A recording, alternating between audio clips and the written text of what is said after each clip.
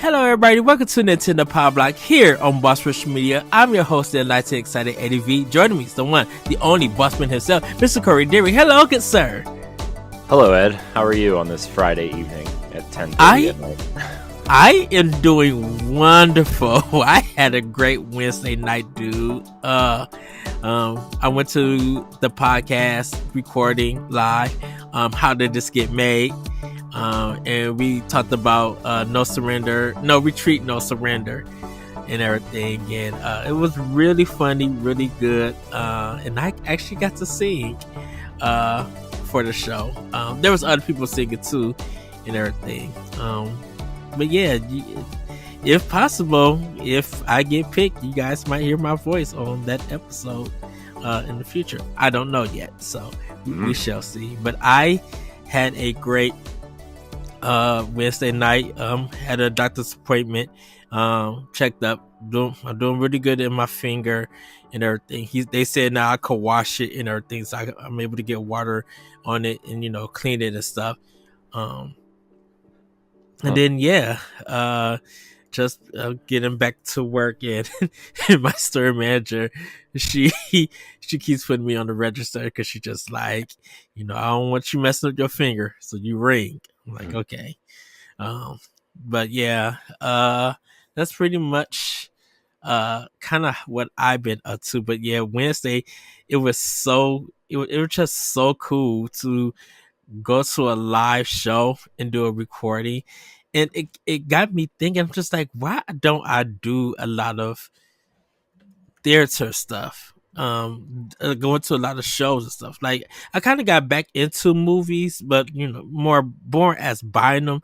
But I'm like, man, I need to go back to a movie theater and watch a movie, or I need to go see a play or a musical and stuff. Like, I need to get out and go support the arts when I can, because I miss it and everything. Nice. Well, we bought a house this weekend. That was my, something or other. Yeah, that was fun. The inspection was today, so we will, we'll see what happens. But it was, I love this house, man. I gotta say though, Sana did almost all of the work. I didn't. I mean, I had to I had to work, but like she did a lot of the heavy lifting, and so just want to acknowledge that. So. How did you feel? Did you guys get a phone call about the stuff? Yeah, they called Sana, and yeah, I mean they just told us we got it. I mean what happened? So we've been house hunting for a long time, and every house that we've looked at has just been like some sort of hot mess, right? And so it's just like, man, houses are just so expensive, and they are not worth what you pay for them out here. That's a lot of places. Yeah, so like we were just this one, like our realtor emails us, like it's like an automated thing, but like houses within our budget and like checklist items like 3 bedrooms or at least a partially finished basement and 2 full baths or 3 full baths or whatever, right? And so one came across the other day, not this one, another one, and we went to go look at it, and it was like now granted we've looked at like 8 or 9 houses, right? And every time we walk into one, I'm like, this one sucks. I'm not gonna like anything in here, and I just know it. And I know that's a terrible way to look at things, but also like that's what I do. So so this one came across our emails at like not even 8 o'clock in the morning. It's like 7:57 or something, and I get to work, and Sana texts me. Was that were we supposed to podcast that day? I think no. We got the email. We got the email on Thursday. when I was on When- vacation, right? I Yeah, might have been on vacation. yeah, Yeah, and because we did Pow Block that night, that mhm, Thursday. Yeah. yeah, and so I was like, just make an appointment. Let's go see it. Let's just go see it. I know it's a little bit, you know, high on the budget end, right? And everything had been like redone recently. Hmm. Everything had been redone except for the furnace, which we had the inspection today. The inspector said it's like immaculate for being almost 20 years old, and he said just have it serviced every year and you'll be fine for probably another 10 years or so. Hmm. And so, dude, we walk in and I knew like instantly, I'm like, yes, this is it. This is it. So like we walked around for like a half hour, uh and we put an offer in. We were the first people to put an offer in, but we were up against like 7 or 8 other people who had also put offers in like the next 2 days, because like they were showing it on Thursday and then they had scheduled showings on Friday and Saturday. And they picked us. We upped our offer to like the most we could afford, right? And we were like, well, if we don't get it, it's going to devastate both of us, but we can't go any higher. And there were offers higher than ours, but like they're a family that's like still lives there, Hmm. and they haven't really looked at buying a house yet because they need the money that we're paying to put a down payment on their house Yeah. and finish paying off their mortgage for this house. Uh, and so they picked us because we're letting them stay for 60 days because we signed a year lease at this place, so we have to pay through April here regardless. So we get the keys on February 2nd, and unless they find a house earlier than that. Okay. But yeah, Sana wrote the family like a nice letter saying like, it's important for you. It's important to us that you guys have like a holiday where you're not like scrambling to get out, because that was why they picked us. There was offers 20 grand over ours, and they took us because everybody wanted to move in like as soon as they could instead of, dragging Uh. it out.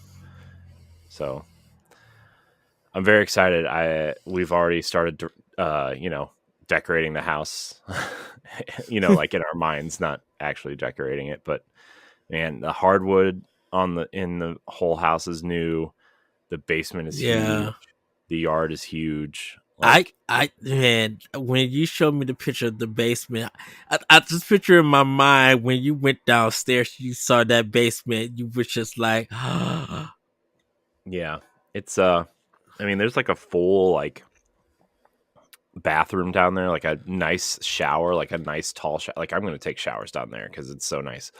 Um, the laundry room is huge. There's a huge storage space, and then half of the basement is finished, and it's like you could fit like 3 rooms. Like my office in this house, mm-hmm.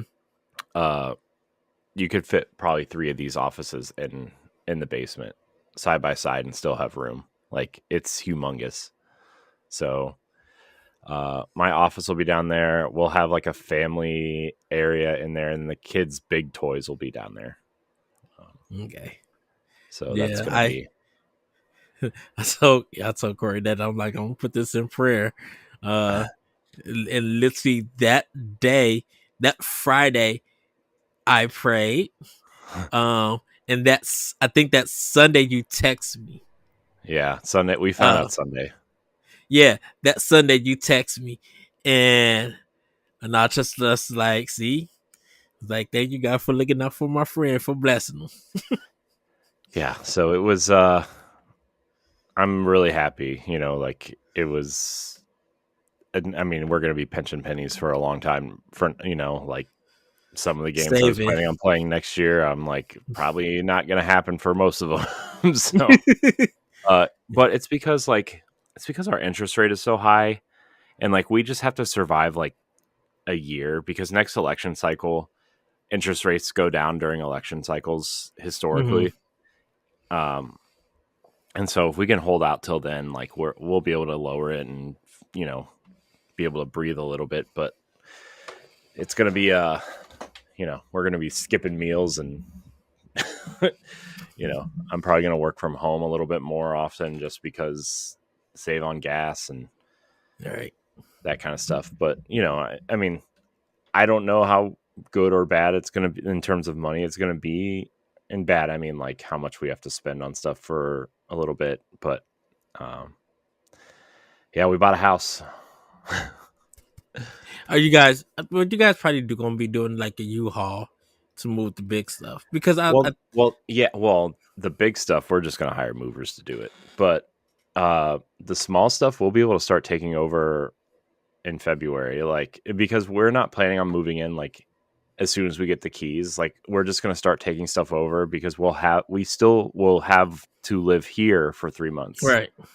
Well, I mean, live here. The our lease ends May 1st, so February, March, April we'll be taking stuff over little by little. We'll be, we're going to paint the basement and we're going to let Riley pick out a color for her room Mm-hmm. to paint. And so that's kind of the step we're in right now. And we're going to, Right. I mean, we took Miles over there today, but he has no idea what's going on. But we haven't told Riley yet.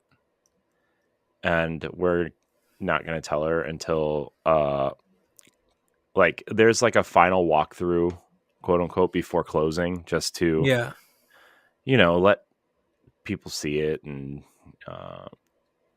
that's kind of, that's where we're at. We're in a kind of in a holding pattern right now until we sign the rest of the papers. And, we have to deal with like the lending company and the banks and, all All of that, that stuff. all that garbage. But, this was a surprisingly quote unquote, best case scenario.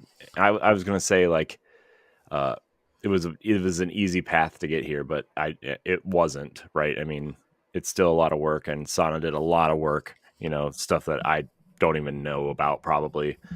I was telling her Is tonight, like this if like she didn't do all the work, like I don't know if I would have known how to do any of it because I'm an idiot.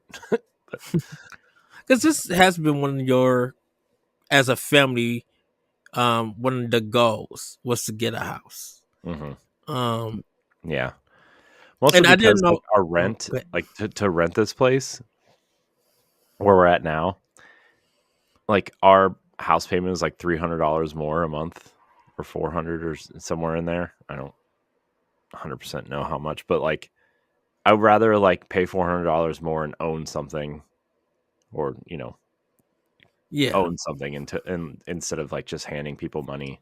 And Sana's felt that way for a long time too. And so I gotta be a little bit smarter with money and stuff. I know I spend too much money, but yeah. Until everything gets like settled in Oh stuff. my gosh, man. It's like this is It's exciting, it is nerve exciting, wracking, but I'm and also like learning. nervous. you know. Well, that's why I say it's exciting, but it's nerve wracking. But it's a learning experience because this is your first time, you know. Hmm. And in case if you ever want to move, you would know the process of going about getting a house and everything and Yeah. stuff. Yeah. So I mean the thing now, I mean, in terms of games, since this is a gaming podcast, I'm gonna be relying a lot on Game Pass next year. And I'm probably gonna cancel PlayStation Plus, to be honest with you, because I that's it's $50 every 3 months, which is the plan that I'm on. And it's like, I know that's not like the cheapest way, but like I don't feel Mhm. like $200 coming out of my bank account every year unexpectedly. Because I mean, I'm sure you don't know when your subscription date is. It just kind of comes out and you're like, oh, okay, whoops. Well, yeah, I know they normally email me. I need to cancel my PlayStation Plus because I'm just like, I barely use my PS4, but I'm like, if it renews, it just renews. Yeah, Um, I with don't. the And like if like cloud saves go down, like for PlayStation, I'm like, I don't care. I played like 4 games on it, so you know, right, because I'm whoops. like, I really don't need it to like get a PS5, but I'm just like, I got so many PS4 games that I need to just up and finish. I'm like, I don't know, I'm like. does this really require um PlayStation Plus stuff? I'm like, Yeah, I think besides the games that I probably got for free from PlayStation Plus, other than that, it just be like, well, if it is and I can't use them, I probably already own it on Xbox or something.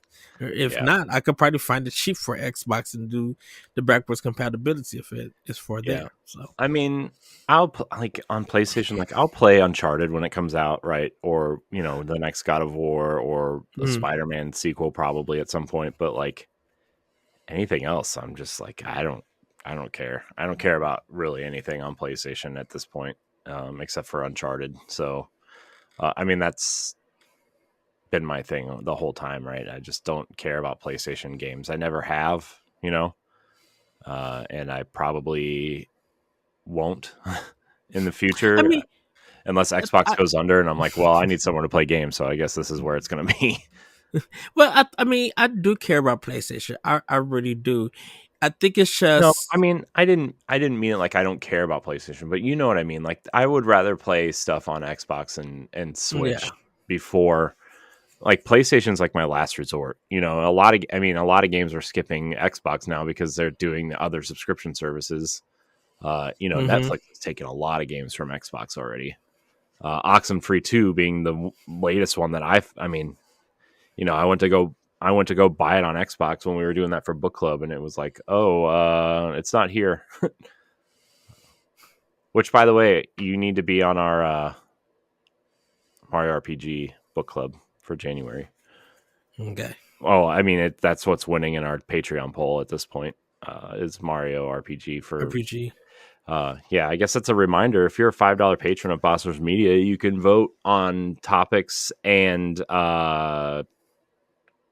book club games and submit questions for our Patreon stuff and After Dark. And yeah, Are you guys doing the Alan Wake 2 one? Is that the next one? I'm not doing Alan Wake. I think Pat and Stephanie are recording it next week. Well, this week at the time of this posting, they'll probably record it on Friday or something because it has to go up the following week, and we're not recording during Thanksgiving. So, I wonder did they oh yeah, yeah. understandable. Yeah, I because mean, I you can. am playing it. I mean, if you want to be on it, go be on it. Just tell them you want to be on it. Okay. I'll Uh, just have to figure stuff out with that and everything. Uh find out what days that they record and stuff. Um yeah. yeah. So I mean, I just, I didn't. I really hated the first one, so I just decided not to do the next one. oh we'll discuss it. Trust me. I Yeah. mean, Yeah. you can discuss it. I'm not discussing Oh, anything. I mean, yeah, I'm gonna discuss it and I everything know. before playing with power. I was just being an idiot, but Well, Corey, uh, yeah, should we get into Snackendo? What have yeah. you been snacking on? So I have been snacking on. What was I snacking on this weekend? This week, I oh, I had. Man, it's Friday. I think I said Thursday earlier. It's Friday. I No, don't. you said Friday. Did I? I don't remember Yeah. anymore, man. It's been it's been a long week for me. I mean, I can only imagine how long of a week it's been for Sana doing this stuff, but like I said, I would not be alive if she wasn't here. So, you know, uh, figuratively and maybe even, you know, literally. But Yes, literally. we're just gonna, ignore that for a minute. But we had Casa del Rio last weekend, Ed, and it was Ah, nice. yeah, you know how I feel about Casa del Rio. It was amazing as always. I switched it up a little bit. Ooh. I mean, switching it up. I got the chorizo chicken instead of the chipotle chicken, and I got refried beans on it instead of black beans. So that's the Ah. extent. And no vegetables either. Well, I lied. I had the grilled jalapenos and onions on it, but it was like always really really tasty. So Uh, Okay. yeah, and then I had like 8,000 pizza rolls last weekend. Oh, I think dude, we had a my discussion about that. we probably did at some point. Because every time my wife brings home pizza rolls, I usually eat maybe like I don't know 90% of the bag because it's like one of those 100-piece bags Yeah, from Aldi. And oh my gosh, so good, man. and they gotta go in the oven. They gotta have that crisp. They gotta have that crisp to them. Nah, man, throw them in the microwave. I don't like them crispy. I like them in the microwave. And I know that's weird, but I prefer It's them in the microwave. is that kind of like the soggy version? It's not soggy, it's just soft. They're not soggy. You just pull them out a little bit early. You know, it says like 3 minutes and 30 seconds. You pull them out at like 2:45 and then you rotate them and put them in for 20 more seconds and you're good. See, I You I just got to be grew up. that you got to be that microwave aficionado there, Ed. You got to know what you're doing. Okay. See, Look, I lived in a college dorm and I lived off of microwave oh food. So, shoot, who hasn't lived off of microwave food during their college years? Well, not me. I was at home still. Uh, but yeah, but see, I grew up with definitely the Tostito rolls. Is it no, not Tostitos? What are those pizza rolls that start with a T? Wherever they are, they well know. what, Uh, Totino's? Totinos, yeah. Um, every time I had those, they always been cooked in the oven. So, um, when they were taken out, we let them cool for like a minute or two, and then we grabbed like about 9 of them, and we was good and Mm-hmm. everything. And it was just like we crunched into it, and there was just that crispiness. And I think that's kind of what led me to the big piece of rolls, um, that I buy at the grocery store Mm-hmm. if they have them on sale and stuff. They're good. Pizza rolls are good, man. I mean, I'm gonna eat them for lunch tomorrow. I'm not even gonna sit here and lie to you. That's the first thing I'm popping in the microwave. It's pizza rolls. So, what else did I have recently? I had something else recently, and I don't remember what it was. Hmm. Hmm. Anyways, it's your turn. You can go now. So, little Debbie's got their Christmas cakes out. So Mm. I had they're basically zebra cakes, but done in a Christmas tree or whatever. Oh, I get it. I I had get it. I had the chocolate one, which I want. They do make the chocolate zebra cakes, but they don't sell them in a box. Uh, Hmm. for some reason. Some gas stations carry it, but it's like you really got to find out because we have mobile by my house, but it changed to a different gas station. But when I was living back in the 90s, they would do that chocolate version of the zebra cake, and they would sell them 25 cents at our mobile gas station. And Mm-hmm. so, um, and that's why I wish because I was my current home, when the Ninja Turtles movie came out, I think they was doing those Ninja Turtle pies also. Mm-hmm. Um, I was always waiting for my gas station to get them, and they never did. I even went to like different places that sell snacks, and they never got them and stuff. Mm-hmm. Uh, But yeah, these Christmas ones, 5 in a box, they're just so good. Definitely, I drink milk with them. Um, Drink just milk with them. just yeah, Okay. it's, yeah. I haven't Did had milk my in a long time. The only thing I use milk for is cereal. So, well, yeah. Well, I got the strawberry banana Cheerios, so I have milk with me. So mm, when I was eating them, I was drinking milk with the and stuff. Um, uh I did. I don't know if I told you that or I talked to everybody about this, but I did make my sloppy joes this past Sunday. And I ate it with cheese. It was I definitely should have brought some onions and green peppers like already cut and stuff and threw them in. Um I didn't care for cheese on Sloppy Joes. And I don't know why. It's just I think it's because of the manwich sauce that I use, which was Yeah. just the original one. I think that kind of took up the taste of the cheese. And plus I did American cheese, Mm. 2% from Kraft. So, being little bougie and stuff.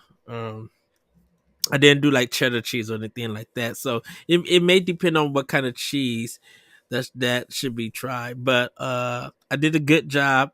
Um I did it on the Hawaiian bread hamburger buns, which was good. Add a little bit of flavor, but I think I could just do like a regular bun or something. I think I want to do like a butter bun or something like the bun is very buttery and stuff with it because I have a feeling that it would taste better. Mm. So that one was good.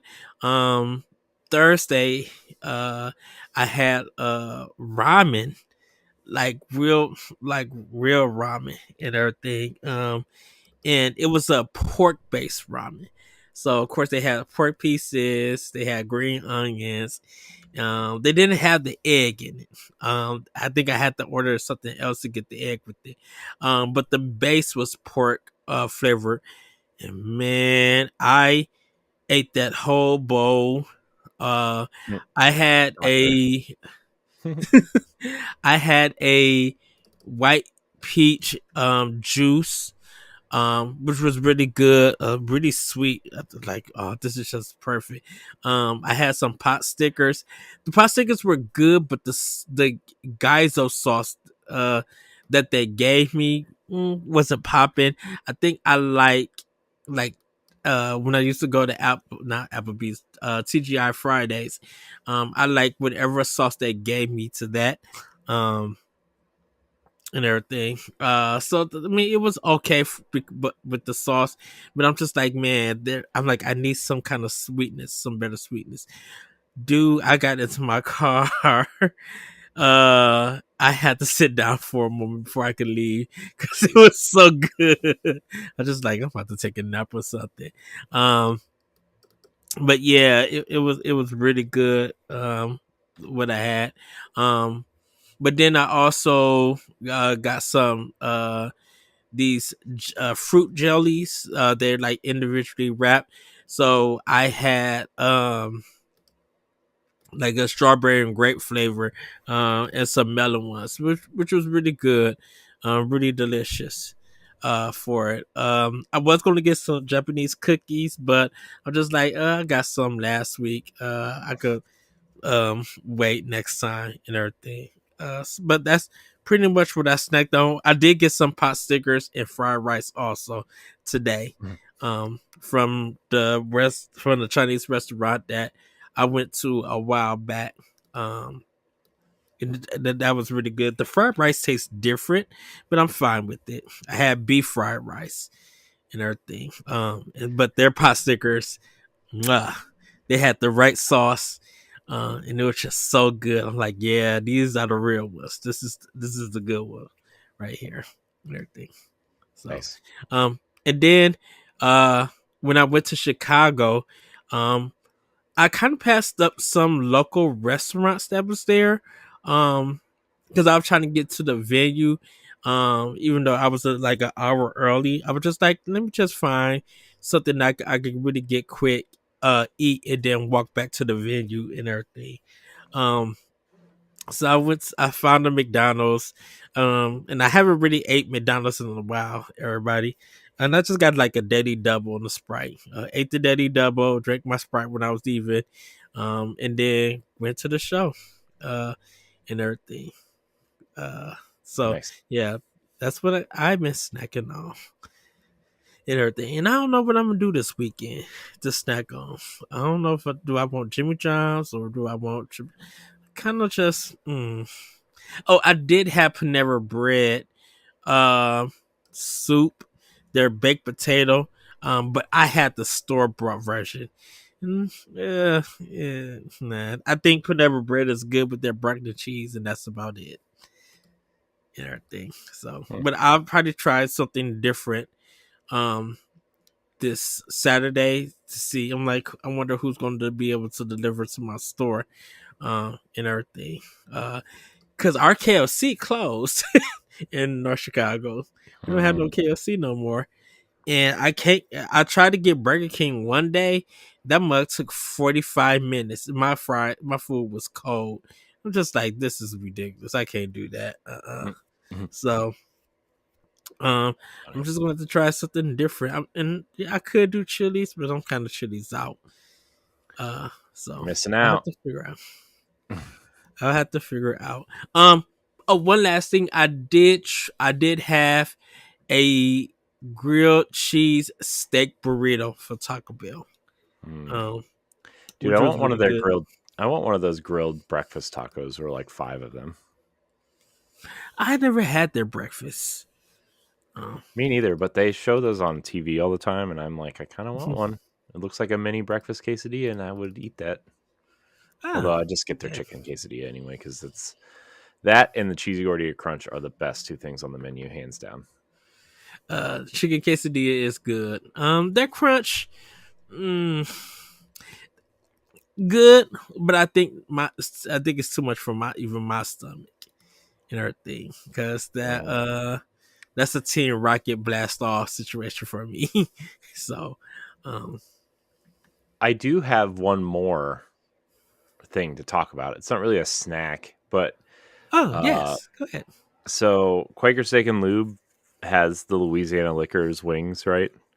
Hmm. But when my parents came over last weekend, my mom brought a bottle of the Louisiana Liquors sauce, and every night this week I've put it on the chicken that I've eaten for dinner, and it tastes really good, man. It's so good.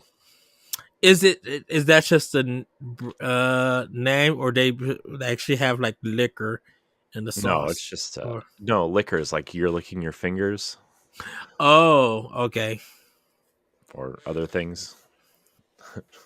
Lick apostrophe liquor. No apostrophe, just er. Oh, liquor. Okay. Um, yeah, it's really good, man. It just makes everything taste better. And it's a local sauce.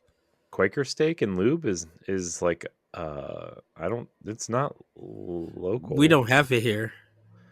I mean, it might be a regional thing, but it's definitely not like local to here. It's Okay. based out of that the company is based out of Pittsburgh, which is 2 hours from here.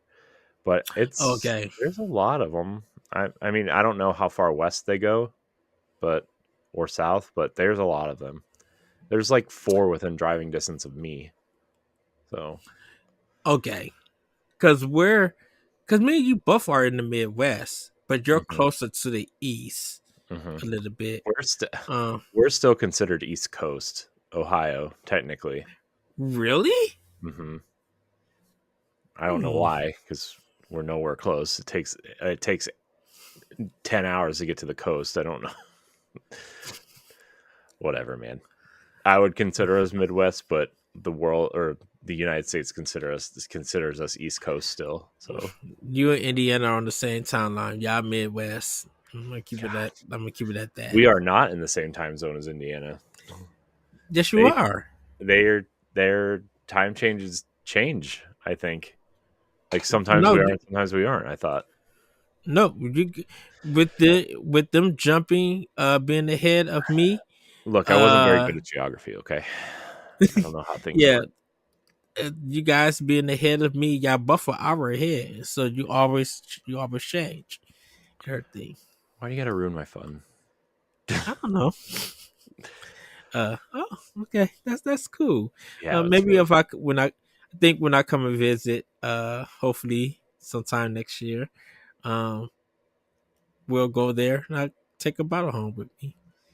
I mean, you can just get the bottle at the grocery store. I've seen it before. It's expensive, so I just don't bother. That's why I said I think I don't think they sell it anywhere in the Midwest in our area or anything.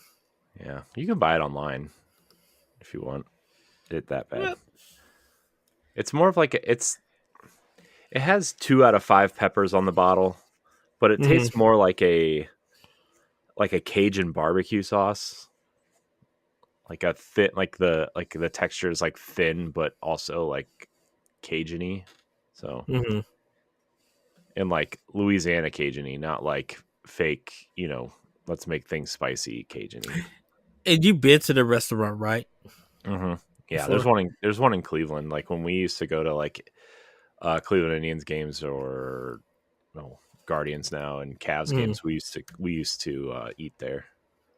Is it more like a wing, kind of like a chicken wing kind of place? Well, it's like Okay. it's their main thing is wings. Like that's what they're known for. But Okay. they also have like traditional bar food like burgers and whatever. Gotcha. I mean I don't go there for anything else. I've never really looked at the menu. I always just pick up the separate sheet that has the wings on it. So I don't know exactly what else they have, but I do know they have like burgers and stuff. They might have chicken and steak and stuff like that, but I'm not sure. Okay. And then their sauce is like their homemade sauce, or or their brand sauce, Yeah, I it's should their say. like all their sauces are branded. Okay. So Well, everybody, it's time for playing with power. Sorry, I have to use this hand. I can't use this hand at the mm, moment. Um, so you're like I'm going Link, just to switch hands. right. Uh, so I'm gonna start this one off. I there's actually three games that I've been playing. Still, I put Mario Wonder just on hold because I've been playing some other stuff, and I still got to do Sonic. But I am going to be getting back to Wonder and started Sonic probably this weekend also. Um, but I've been playing Star Ocean, the second story R, um, with it, and man, it's a addictive, fun game. But it's just I'm liking it because it does, it's a good time waster. But I had to um. There's a boss on there that if he eats you, even though it still shows your energy, it still shows you highlighted. If your whole party gets eaten or dies when you're being eaten, it's a game over. Being eaten. That sounds so scary. Yeah, because it's a bunch of flesh worms that eats you and everything. And I had to drop this.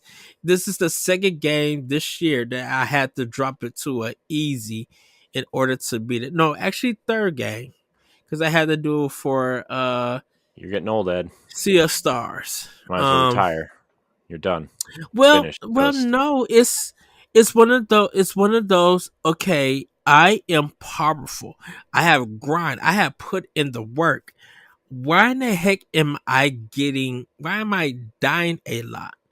In it, and it just feels like the difficulty of of the game somewhat changes and everything. And Gotta get good, Ed. Gotta get good. even I am good.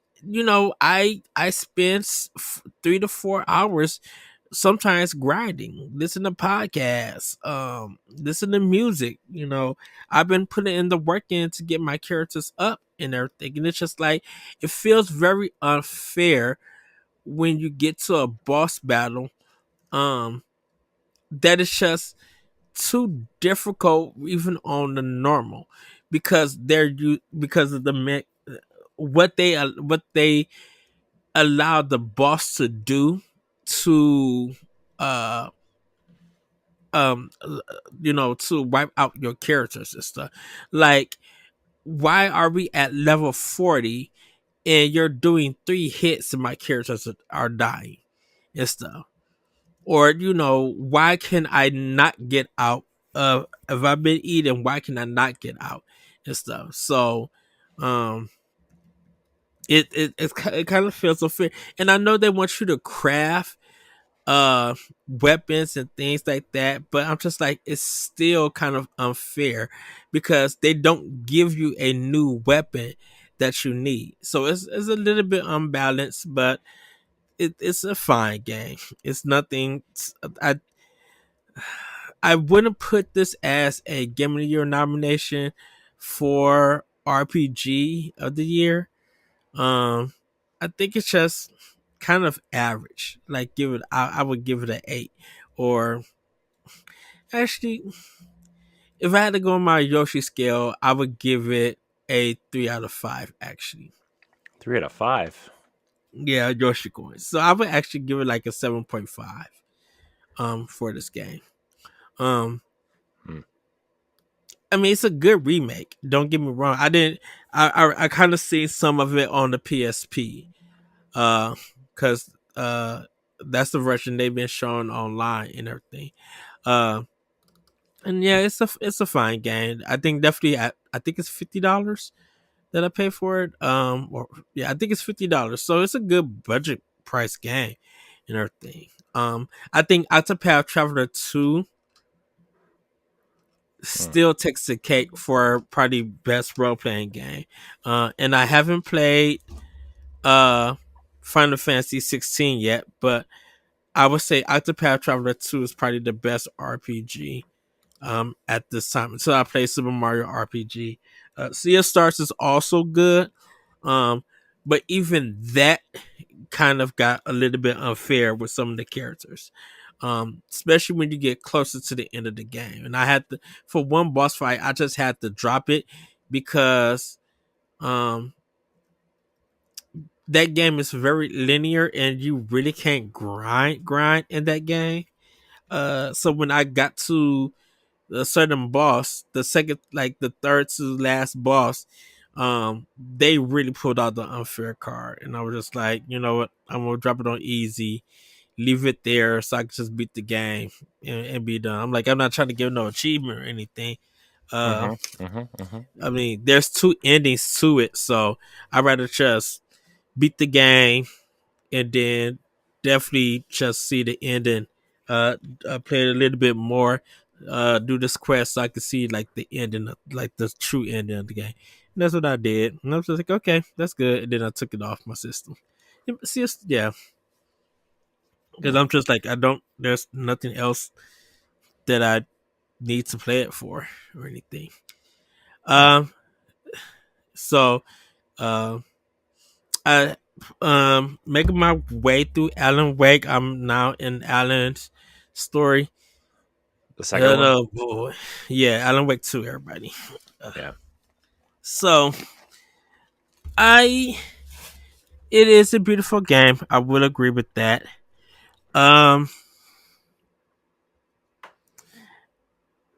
Remedy just definitely has a problem with their difficulty spikes. Um, their boss battles are truly unfair. Camera work I've is a heard they're little hard. bit oh yeah, like playing it on normal is they take up their bullet sponges. They take up too much ammo, and you still don't get a lot of ammo to fight a lot of these enemies. The reload times take long. Um, the boss fights, they can hit you 3 times and you're dead. And this is just on normal. And I always was just, I don't know what Remedy is doing.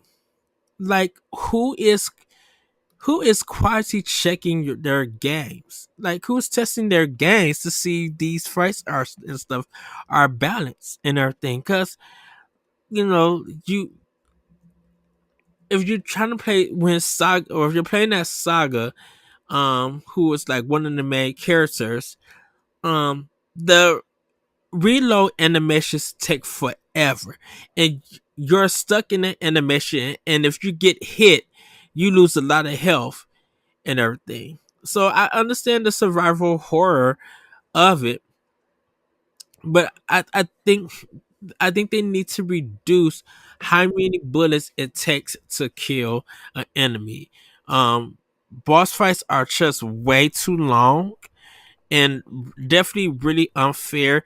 They still got a problem. Well, they don't got so much of a problem with the flashlight. thing, but you still gotta hold the button down to make the shadows come alive so that you could kill them and everything. And it's just it still just feels unfair for a lot of these fights and everything. And I kind of really wish uh that the flashlight was just unlimited usage.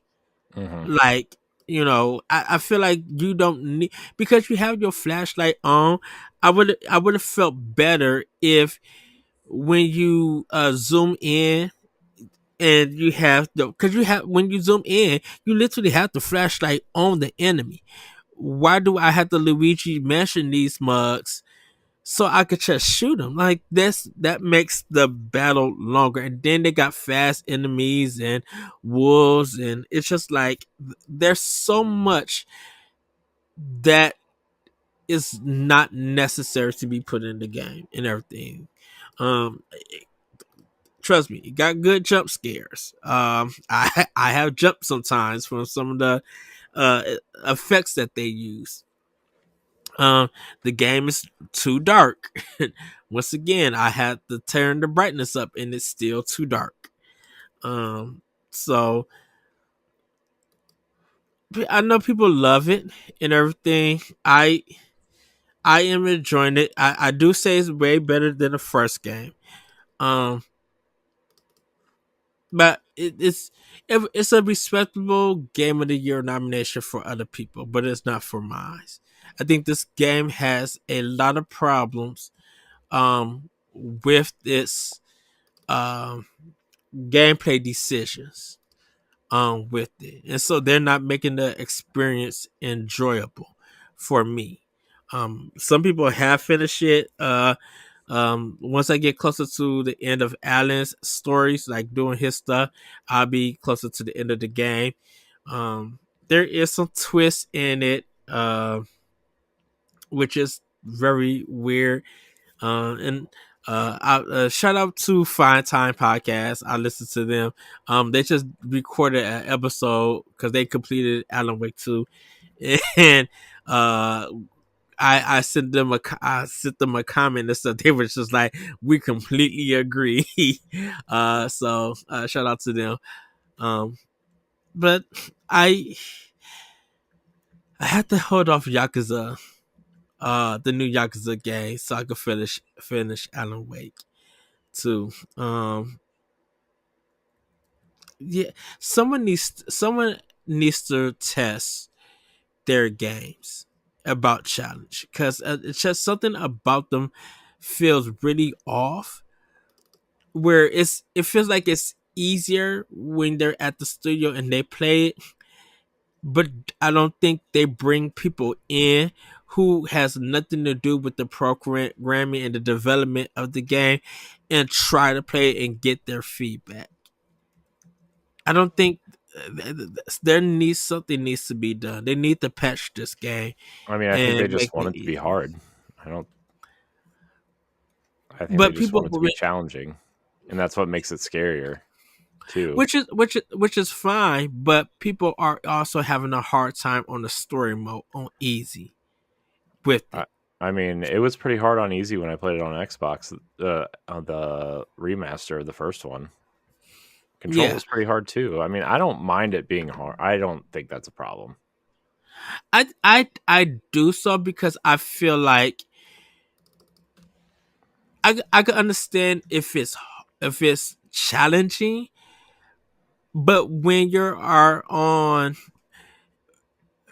when the challenge is way past what you're playing, it feels unfair. Of what I'm trying to say is, if I'm playing on normal, there should be a balance of it, and it doesn't feel like that. Your normal shouldn't feel like it's the hard, and then your hard shouldn't feel like it's very hard or extreme hard or whatever. You know, it's just I just sometimes feel like the gameplay and the decisions that they made needs balancing for it. But other than that, it's a good game. Last but not least, I'm playing a new Metroidvania that just dropped called 9 Years of Shadow. Really great indie game. It just dropped 1999 for Switch.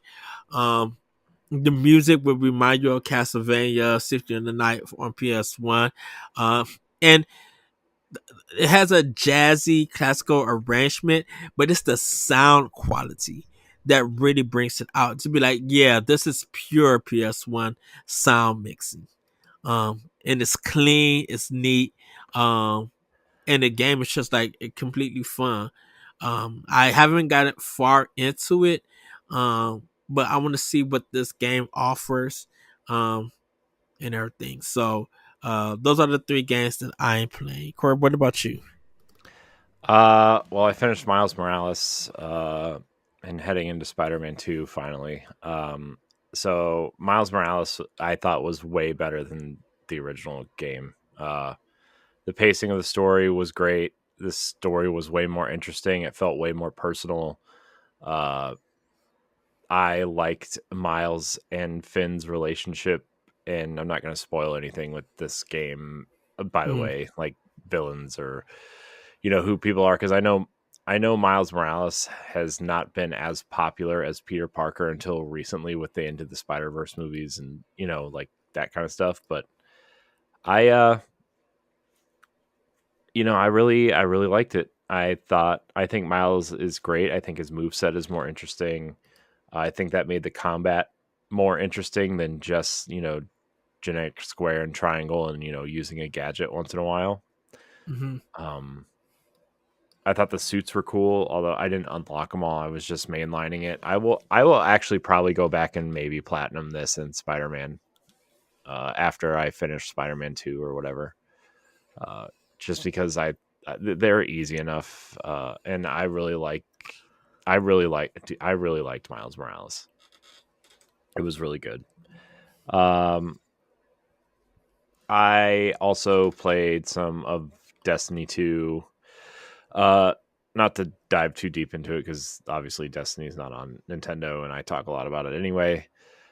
Uh, but they finally revealed the final season of Destiny, uh, The because one that's coming in June. no the season, not the expansion, the season. Oh, okay. There's a main expansion. For those who don't know, every year there's a main expansion, which is like you know Forsaken, Shadowkeep, Beyond Light, Witch Queen, stuff like that. And then Yeah.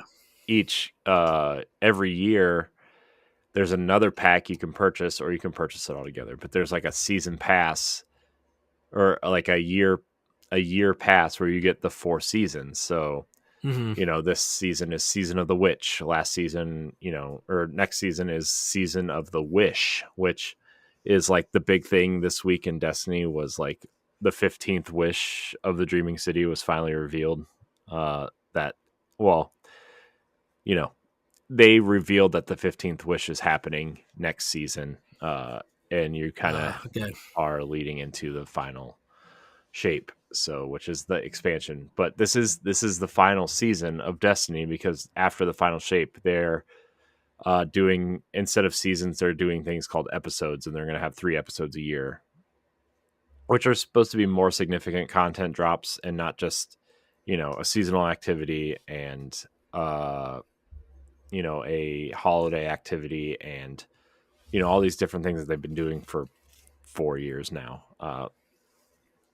And so, yeah, a lot of people are concerned that next season is going to be somewhere between 8 and 10 months, because we don't think a lot of the Destiny community doesn't think that the final shape is coming out in June, especially with all these layoffs, right? We Yeah. think it's probably going to be more like September, and it'll be a season. By the way, I mean, you can do the math. A year is 12 months, and there's 4 seasons, so a season is usually 3 months.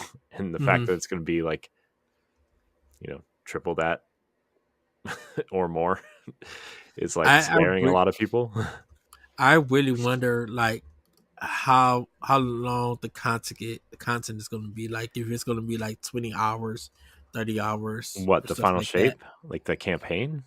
Yeah. The campaigns are usually like anywhere between 5 and 9 hours. So I And mean, then but there, everything else is just multiplayer stuff, in no, a sense. no, no. There, I'm not gonna get into it here, but there's like a lot of stuff that you can do after the campaign that adds to the Hmm. story. Um, so yeah, but anyways, I've been playing that, and the final puzzle was this week, or the puzzle was this week, and it was really interesting. I'm glad somebody cracked it. Unlike there were like two other puzzles that Bungie thought were going to get cracked in a day, and one of them took like over a month to crack, and they had to like give hints of how to do it, and finally somebody figured it out. But uh, and then uh, shoot, it's the see the oh my gosh, see Black Armory. Jeez, I don't know why I couldn't think of that. Was they thought there it was an easy code to crack in one day, and it took everybody like 3 or 4 days to crack it. So I don't know. Uh, I guess when you're developing the puzzle, you already know the answers, so you think people are just gonna, you know, just get it. yeah. So I want to get back to Mario Odyssey, but or not Mario Odyssey, Mario Wonder. Well, I just yeah, haven't gotten back to it. Uh, so it's because like it's not because I don't like the game. I really like the game, but I'm trying to finish our same. book club games, and I have very limited time. So, um, but Yeah, yeah, and I'm trying to like I'm trying to get to, because like there was a point in time I wasn't playing my Series X for like almost 2 months, so I'm trying to catch up with that and be able to like have a bigger game of the year discussion with some of the third party stuff. hmm Because Immortals of Avion, like I said, is really good. So I need to jump into that. That's why I'm trying to finish through Alan Wake too, so I can jump back into that game and get through it and stuff. Um, hmm and then I just because I don't know what I have to look besides Hogwarts Legacy. I think that's the only other third party game that I need. I have Gotham Knights, but was Gotham Knights last year? uh, I think yeah, so. it was last year. Yeah, Okay. Um, I'm and excited to Baldur's play that Gate. too at some point. Yeah, Baldur's Gate. Yeah, I got that for $20 for Series X digital. Um, Baldur's Gate 3 is. I need to I need to restart my Cyberpunk so I can finish that game and then do Phantom Liberty. But Baldur's Gate 3, I really don't have an opinion on it because I don't know when it's dropping for Series X or anything. Yeah. For me to play it and be able to make a have a better opinion about it and Well, stuff. I hope you have 7,000 hours. Uh, So that's my opinion. look, shoot, I posted on my Twitter thing. I'm like, man, Nintendo dropped 14 first party games this year, with Super Mario RPG being the 14th game. Was the release next week. Uh, It's a lot of that's games. like that's a lot. Yeah, it's a lot. So, but yeah, everybody, I guess that's it for Playing with Power. Now it's time for Family News. Corey, take it away. Oh, ugh. All right. Sorry, I was gonna sneeze, but then I didn't, and then I was going to, and then I didn't. All right, guys. Here's the big one, the big one. Randomly on Tuesday, they dropped. Hours after our last episode dropped. The Legend of Zelda movie is getting a live action adaptation with Avi Arad producing, which I I always get him and the producer of Castlevania and Devil May Cry on Netflix confused. But Uh, he's the Spider-Man producer. Um, so you take that what you will. Ed, I'm going to let you talk about it in a second, but I couldn't be less enthused. I am not excited for this like at all. I mean, I wasn't excited for the Mario movie either, and you know, I didn't think it was very good. So But what I mean, what do you think?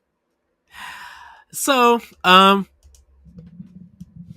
it has to be a British cast. I'm sorry, Americans.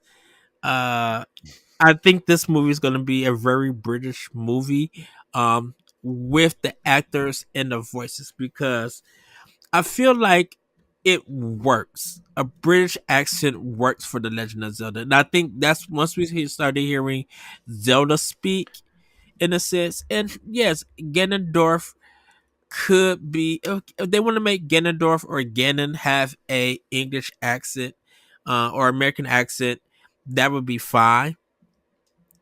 But I'm like, this has to have kind of a medieval British kind of feel to it in order for it to work. That's my opinion. When I seen that Sony is co-financing this movie, that's when my jaw dropped. Like, wait, what? Why? I think for everybody who knows the story with Sony and Nintendo and the PlayStation and Super Nintendo and all that mess, not a Yeah, lot. but how many people who produce movies know that history? You know, like Pretty, the not movie. many.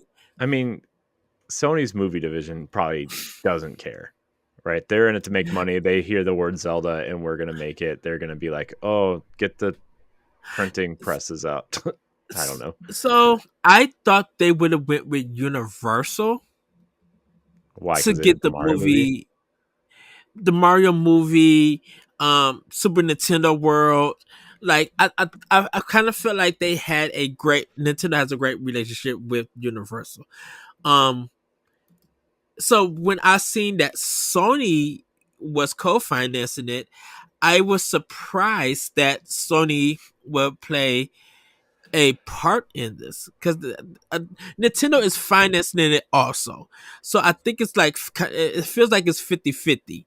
I think, um, and stuff. So I that's why it was just surprising that when more details came out that Sony would have a role into this and everything. So it feels like from a business perspective that's good for Nintendo and Sony. That they're doing stuff, stunting together, but through film, through a different medium of entertainment. We always talk about Nintendo and X and Microsoft having a good relationship, and to see that Nintendo is working with Sony to make this movie, because I was going to ask you this, Corey. Hmm. Do you think 2 hours, like 2 hours, not 2.5, but 2 hours would be a good No, time lift for this movie? Because I can't see this movie being a 90-minute no, it's movie. gonna be longer. It's probably gonna be closer to 2.5 hours, and they're probably aiming for it to be some sort of like trilogy because that's what movie studios like to do, right? They Hmm. like to milk it, and the second movie's always the best, and the third one's like, okay, I'm done with this by the time like half the movie's over. So I'm guessing they're gonna do that, and I'm also wondering what type of story they're gonna do. Here's my pitch. Here's my pitch for the Zelda movie. Okay. My pitch is that they don't have Link in the first movie at all. I don't think Link needs to be in like if let's say they're gonna make a trilogy. I don't think Link needs to be in it until the third movie. I think it needs to be about Zelda, the struggling kingdom of Hyrule, and how Ganon and his whether they adapt the Ocarina Ganon or Yeah, you know I think think they have to make a Gerudo Ganon. I don't or Ganondorf. I don't think they can really do the big pig monster until like the third movie or something, right? Or unless they do like I don't know if they do Vati first and then like they tease Ganondorf for the second movie hmm in the end credit scene. But what I think they should be doing is focus on Princess Zelda and the Kingdom of Hyrule and how maybe they're attacked or whatever, and explore the magic and maybe the Great Deku Tree narrates the beginning and like that's they don't show that it's a great Deku until the very end.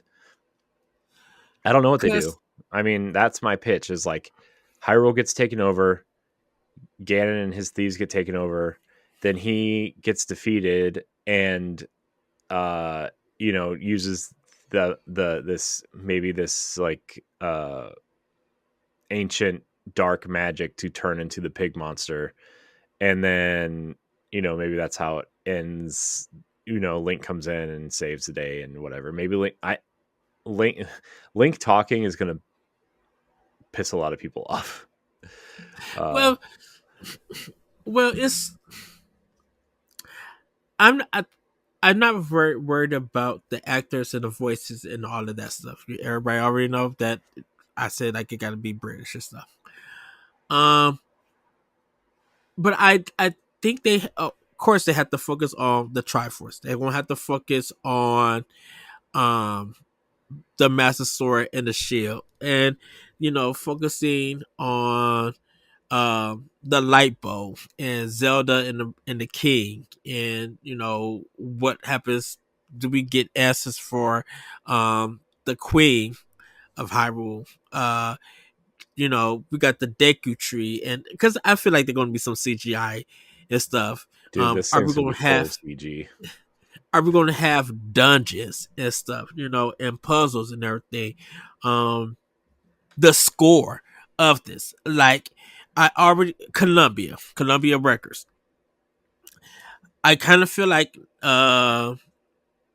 Nintendo and Sony gonna come together to like really make a. I just have a feeling they're gonna take the well-known music from the Zelda series and just make it literally Symphony of the Goddesses. I think that was it. Um, kind of level of listening to it, because it's, to me, once the soundtrack of the Legend of Zelda drops, it's already platinum. Like, people are going to buy this. Oh, this movie is going to make about $1 billion. I Excuse don't me. think it's gonna do as well as the Mario movie, to be honest with you. I think so. Um, because of course, kids are going to be going there. Parents are going to be going there. Zelda fans are going to be going there. Gamers in general, like, of course, you about to see the Zelda cosplay be in that mug. Do Sheikah comes into it? Like, are they taking stuff from different games in the Zelda series and trying to make it all into one? Because if what's going to probably happen is, if they do decide to do a part two to this, like down the line and everything, everybody's going to be like, is it going to be a cliffhanger, or are we going to continue the story a la Breath of the Wild, Tears of the Kingdom kind of connection and stuff? Because people are already planning in their mind that they want this to be taken. They want this to be taken. Um, Take it from Ocarina of Time. Take it from Majora's Mask. The Skyward Sword playing. Like, what is going to be the lore for this? They're going to be recognizable things, um, and everything, but how do you present that in a live version? And people are thinking about, well, they could do this and they could do that and everything. And I just feel like whatever they plan to put out is going to work. And I think even with Link talking, I and mean, everything. I don't care if Link talks. I thought he should have talked in Breath of the Wild, but you know, whatever. I don't know, man. I think this is not going to be as successful as the Mario movie, in my opinion. I mean, obviously Mario the Mario movie is like the most successful animated film of all time, but you know what I So, mean, like I, I mean, it's not. financially, I guess. I don't think it's going to be like a Academy Award winning perform. I mean, the performances are probably going to be up there, whoever they get and stuff. Maybe some new, somebody recognizable. We don't know. It's just in pre-production right now. I think it's just, it hasn't, nothing has been filmed. It's just like in the writing stages and everything. And so, and Nintendo's gonna be checking this. Miyamoto's gonna have a say in about everything. I don't know if Anuma and us gonna be playing a part in it, but they are going to be overwatching this project. They are not going to be playing around. This has to be right out of the gate and everything. Just because it's the Legend of Zelda doesn't mean anything. It has to come correct. Because the next thing everybody's gonna do, okay, we got our Zelda movie, we got our Mario movie. Come on, what you gonna do with Samus? Yeah. Because they are because the thing with Metroid and everything, whether it's animated, a home video, whatever they do with it, they're gonna be like, she cannot have the same voice like she did in Other M. All you're gonna see is just Other M opinions for this movie of the voice actor saying it is the Yeah. you know and people are I think that's the thing about it, is that people are already planning expectations on what they hope that it could be or what they want to see.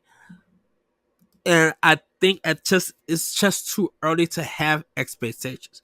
I think it's good to be hyped that they're doing the Zelda movie, but placing big expectations on it, I think all of that could wait. You can speculate. Speculation is different than having expectations. You can speculate, but I think everybody just needs to hold their expectations until we see something, until we hear something. Yeah. Yeah, I mean, I hope people that go see it enjoy it. I will either wait for streaming or not care.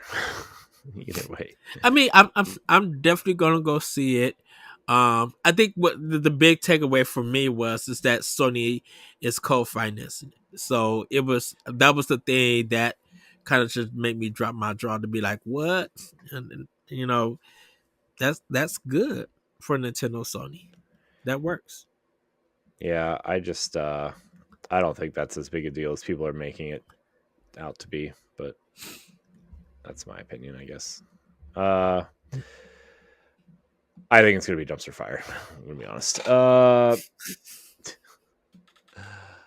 don't even know who I would cast in that movie. I guess like Florence Pugh would be the first person I would pick to play Zelda, because she has the build to play both a princess Uh-huh. and Sheik if they pull Sheik in, right? Like that would be my first pick, but also I don't know. They'll probably pick some unknown, I guess. Yeah, actor wise, I just don't know yet. Acting wise, I haven't gotten far anything.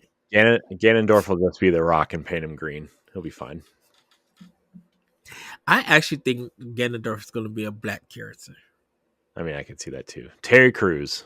Mm-mm. I don't know. I'm just messing around now. I mean, let's see. Who? You know who would be an awesome Ganon? Honestly, would be God, what's it? Idris Elba would be a cool Ganon.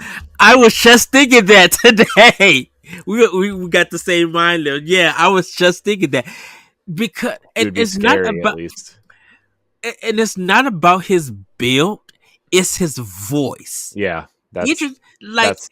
I his mean, you can do whatever you need to do to make him look scary, right? Makeup, CG yes, to make him bigger, whatever. But like, yeah, his voice his voice would be is perfect. fitzy.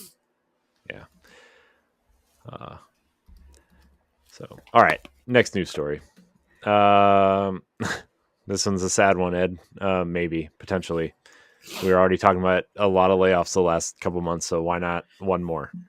Two more, maybe. Exactly. All right. So this is kind of a combination of two stories. The recently reopened Free Radical, developers of things like Time Splitters and games like that, and they closed what mid 2010s, maybe early 2010s. They were reopened 2 years ago to maybe revive Time Splitters, and that's kind of what they've been working on, right? They've announced it, and they were saying they were working on a Time Splitters project, but they're in danger of closing its doors again thanks to the Embracer Group's financial issues. Um, and then the other part of this mixed story is that Ubisoft is laying off 124 people, including 98 at Ubisoft Montreal, which is kind of like their, you know, I don't want to say their flagship studio, but probably like second or third biggest studio. Mm-hmm. Man, these things, man. I get that layoffs are part of the business and part of the I don't know, just part of business in general. Like in the where in the industry that I kind of tangentially work, like we see it all the time. You know, uh, but this is still happening, and it really kind of sucks. The like the pandemic really screwed a lot of people up and messed with a lot of financial situations, I think, because Mm-hmm. of grants and borrowing money. Like borrowing money was cheap, grants were given to keep businesses open, at least in the United States. I don't know how it was everywhere else, but like people started hiring up because they could afford it. And now, like with interest rates super high, and I don't know, man. This is rough to see more potential jobs being lost. People in the gaming industry right now. A lot of businesses are in their restructuring Mm-hmm. um, phase. So there, a lot of people are being let go, Mm-hmm. positions being cut, so that they could get their financials together. Um, and we don't know how long that is or anything, but that's what's kind of like happening. Um, in a lot of places, in a lot of business and stuff. Even though there are a lot of signs and stuff that says now hiring, um, for the gaming industry for the like past 3 months. I think Mm-hmm. Corey, there's just been a lot of people let go I mean, and it's everything. A really lot been of like the restructuring. last almost a year, to A be year. really honest. I mean, the biggest ones. I mean, they're okay. I want to say this about this business stuff. Like I understand that some jobs get eliminated, or they just don't need people anymore, or contractors they don't renew their contracts with the company, so they're technically quote unquote laid off, right? Mm-hmm. And like, okay, Crystal Dynamics laid off 8 people over the summer, right? Okay, that sucks for those 8 people, but it's reasonable, I guess, right? But like, you have situations like Epic and Bungie who are laying off, people by the hundreds at this point. They still don't know a full number of Bungie employees. They thought the number was around 100, but more people have come forward and said that they were let go from the studio since that number was reported. Mm-hmm. Um, so it could be nearing like 150 people or more. So like numbers that high, and like Ubisoft Montreal, like 124 people, or I mean, Ubisoft is a huge company. They employ like 12,000 people, right? It's a Yeah. huge company. So relatively 124 people across 12,000 is not a lot, right? But the fact that 94 of them came from one studio of theirs, who make it. I wonder if it has anything to do with canceled game, like a lot of these canceled games, right? I wonder if they were coming out of there and they just don't need those people anymore. Uh, but that's rough, man. I feel I bad for mean, these people. yeah, because I don't know how well Assassin's Creed Mirage sold. Oh, it's sold Uh, extremely well. But there's but also, for every Assassin's Creed game that sells, you know, 10 million copies, right? There's yeah, the canceled Ghost Recon Frontlines. There's the indefinite delays of Skull and Bones and X Defiant. There's, the failure of Rainbow Six Extraction. Rainbow Six Siege, I'm sure, doesn't have the income that they thought they were going to have this far in, right? Because remember when they right. announced they had that 10-year plan for this game? Mm-hmm. Like, these things are happening, and it really sucks to see people go through some stuff like this. And it also shows that the gaming industry just doesn't know how to manage things, especially financially, or, you know, okay, we're going to need this many people for the game. And then they staff up because they need more people. And then the game gets delayed, which adds money to the budget. And like, Right.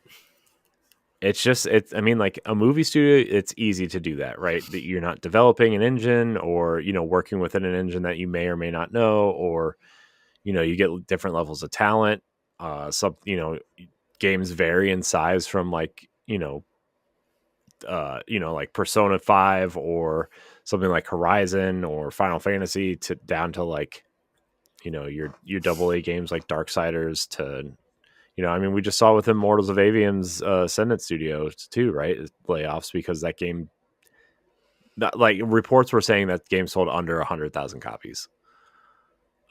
Right. And they had to lay off half their studio, and that's with funding from EA, and that's with developing a sequel apparently to this game. I just feel like the gaming industry needs to like almost reset. Budgets are way too high, man.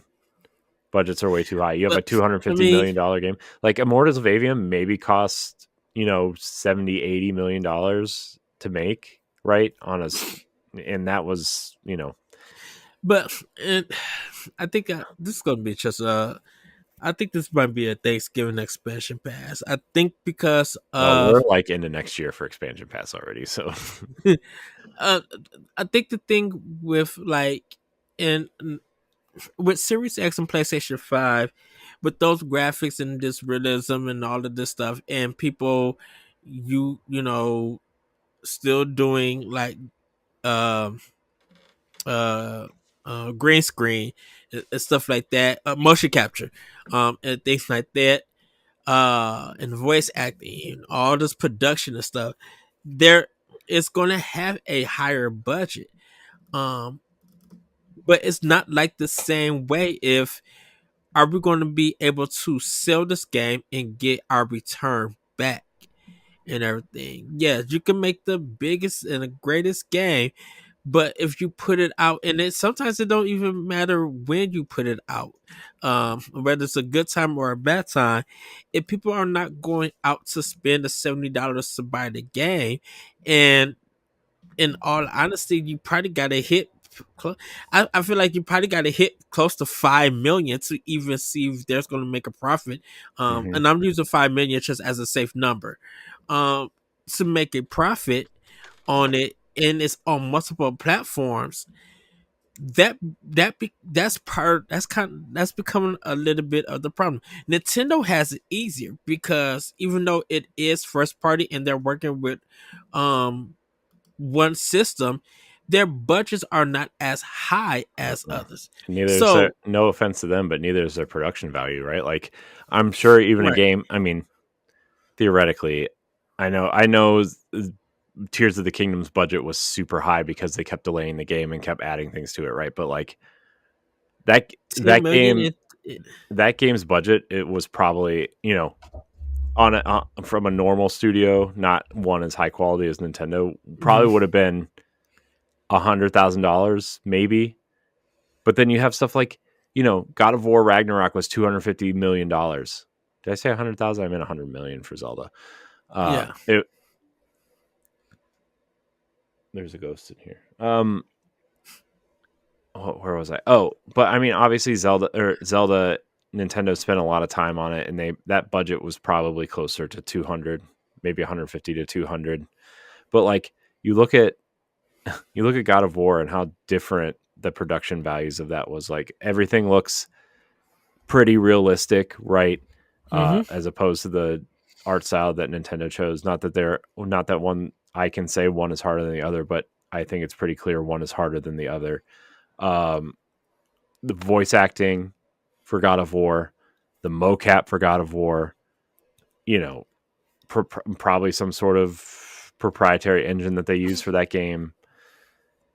It's a lot. That's a lot, and obviously all the outsourcing that they do. Where Nintendo doesn't. I mean, if they do outsource, they don't promote outsourcing, right? Like, Right. but God of War had a lot of outsourcing, and And in Tears of the Kingdom, they had Monolith Soft, which mhm, Nintendo owns. So yeah, they don't really have to do any out. If they outsource, they're gonna bring in Platinum, hmm, or they're gonna bring in Kobe Tech to help Nintendo. Like they're gonna go to those two and Bandai Namco because of Smash. They're gonna go to those three because they work with them and everything.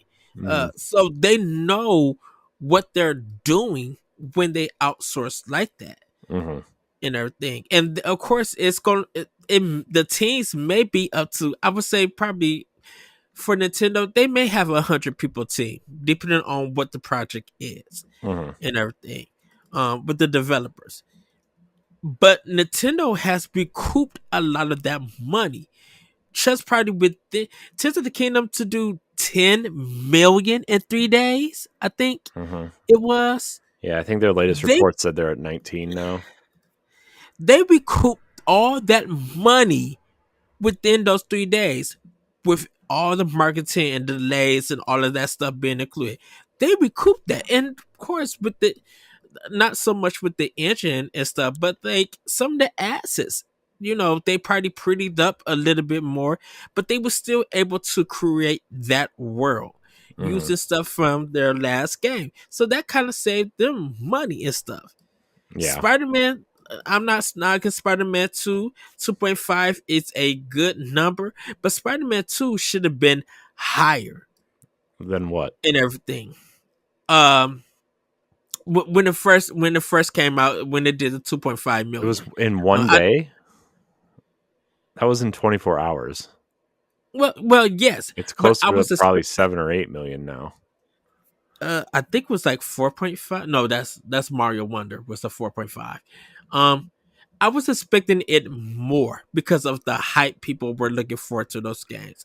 And I probably was going to add I don't know if pre-orders played it may be more with pre-orders and digital sale numbers, but I know physical sale numbers were 2.5. I thought it would be closer to 4 million or more. It's just over 5 million. Oh, 5 sorry. million. Yeah. Yeah, I was thinking of it more because so many people were looking forward to it, and there's 48 million PlayStations out there. So I was thinking there was going to be more players looking forward to that game to get it and stuff.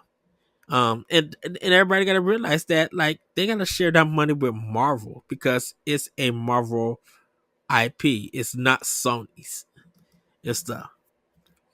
So Yeah, but I'm sure Sony's happy. I mean, Spider-Man 2 is gonna go out and probably be the best-selling PlayStation 5 game by the time that console is done, in my opinion. mhm, yeah, Um, I don't know, man.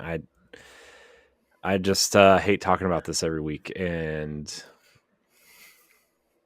I it's feel for and people who are it's looking for jobs now. yeah, and I feel like we're gonna be continue. The free radical one is just a assumption for right now. They haven't confirmed Mhm. anything about it until the Embracer Group says something. Uh-huh. With it. Yeah. Yeah. All right, let's talk about something positive, okay? Yes. So Nintendo, in its recent financial report, has reconfirmed a lot of the has either confirmed or reconfirmed a lot of release dates for its upcoming slate of games. Uh, so right now, obviously, Super Mario RPG will be out on the 17th of November this year. Another Code Recollection will be out on January 19th. Mario vs. Donkey Kong will be out on February 16th next year. Princess Peach Showtime will be out on March 22nd. Luigi's Mansion has a summer 2024 date on it, and Paper Mario has a 2024 date on it. And Metroid Prime 4 still says TBA. So, and then they Yeah. also obviously like the rest of it is like the Mario Kart Deluxe Booster Course Pack is all out as of what last week, and the Pokemon DLC is still coming. So their lineup is pretty pretty solid for the next at least 5 months, or including November. Yeah. I mean, I bet Luigi's Mansion probably comes out in like July, where Pikmin came out. You know, that seems like a good Luigi's Mansion spot.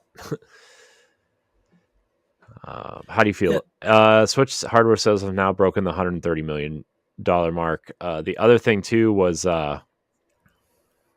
Switch sales are the highest they've been since 2018. I think they said Hmm. so, or 2019. That's great. I don't think the Switch 2 is coming out uh, in 2024. Sorry, everybody hoping for it. It's coming. It's coming out in 2025. Everybody. Yeah. Well, Nintendo did say that they have plans to support Switch from 24 to 25. I know Uh, and then like also within this, I guess we'll just add this next story to this. yeah. Nintendo says that the Nintendo account was made for quote long lasting relationships with consumers. Uh, well, and does this mean the next console is backwards compatible? I think that's what that means. I really think that's what that means. Like long lasting relationship. Like, okay, the Switch Mhm. is the first console, so what does that mean? Does that mean my friends list carries over? No, I think this is the beginning of what Microsoft and Sony have been doing since, well, Sony with PlayStation 4 and Microsoft with the 360 with Xbox Live and your gamer tag. So, Yeah, it's carrying stuff over. mhm. Well, in a sense, it would probably be with the Wii U because I think the Wii U No, kind of. no, they already confirmed that the Wii U is not attached to the Nintendo account, your I current thought it. Nintendo account. You can I attach that account to this account Yeah, in terms of like using your online like platinum coins and gold coins and that stuff. that's what I mean. Yeah, But that's what I this mean. Kind of. this is telling me that you're going to be This able is to the play the first games you've like. already purchased. Yeah, yeah, So, yeah. which is great. I, Which I, is which I, is what I thought, especially when like sorry, I didn't mean to cut you off. But like oh no. especially with like your online subscriptions and stuff, like a lot of DLC is attached to this thing. Hmm. A lot obviously all of the I almost said virtual NSO console, the stuff. NSO stuff is attached to this. Uh the free games that you get with NSO, right? The like Tetris 99 is attached to this, and whatever other 99 games that come out. Right, and that was the reason why I said like I think the Wii U is kind of the first because it laid with the on not with the not with the games and stuff like that, but just like you said, the platinum points and things like that, Mhm. transferring over and stuff. But this is like the first kind of thing that is really game related, connected to your systems and your purchases and subscriptions and stuff. That Switch is the first one with that. So yes, that's the part I do agree. I was just using the Wii U as in starting all of like having a Nintendo account in a sense, like a general, like a just a regular Nintendo account, and stuff. Yeah. So yeah, neat. Also I mean, not really a story, but like a pretty interesting quote from one of so Valve has announced and soft released the OLED Steam Deck, which is a tad more powerful and better battery and stuff like that. And Valve said that the Switch was a huge inspiration and that it's an amazing device, which was really, Valve doesn't really Yeah. talk about other consoles very much at all. Mm-hmm. And I think obviously we all knew that the Steam Deck was clearly inspired by the Switch and the Switch's success, but like this is the first time they like really, really acknowledged it, and that's really cool to hear. Uh, Like the OLED kind of like opened up the door for them to yeah. do this version of the Steam Deck. And they said, I mean, they said they're committed to the Steam Deck, and that the next one is probably 3 years away. And if you want one, you should probably just get one. Uh, that was really cool. I really like the Steam Deck. I kind of wish I had one. Uh, not all the time, just sometimes. But yeah, I think it's cool. I think it's cool that they acknowledged it. Yeah. Still too Game Gear for me, and I rather play stuff on Switch on my Nintendo than Steam. I mean, I'm gonna play on Switch too because I don't play games on Steam, but I don't play Yeah. PC games either. So, oh man. Anyways, Ed, Yes. I don't think we have any more stories. Nope, no more stories. That was it. That was the news, the newsy news. Let's get into Packwatch. Backwatch. On 11/14, Hogwarts Legacy is finally making its way to the Switch.